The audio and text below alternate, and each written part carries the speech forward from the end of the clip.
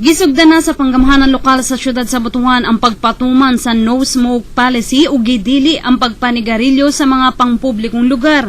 Una kini gipatuman sulod sa City Hall. Makita nga wala na ni usa ang manigarilyo sa matag opisina o bisan pa man sa hallway. Nagsugod na ang implementation sa City Hall. In fact, nobody should smoke within the premises. Magawas yun sa City Hall to smoke, no? Ang plano karon is to start the implementation citywide.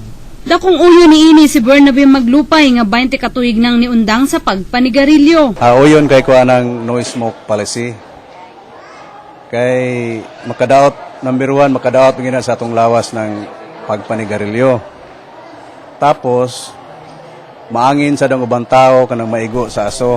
Both reviewhan sa mayor ang daan nga ordinansa aron subling matuman ang gitinguhang smoke-free city. Namang resistance, no? Siguro ang implementation is itong hinahinayon lang po. Kung kontraste ka nga itong pag-implementar, basig na resistance po, ang plano sa syudad is to implement, pero in a gradual basis.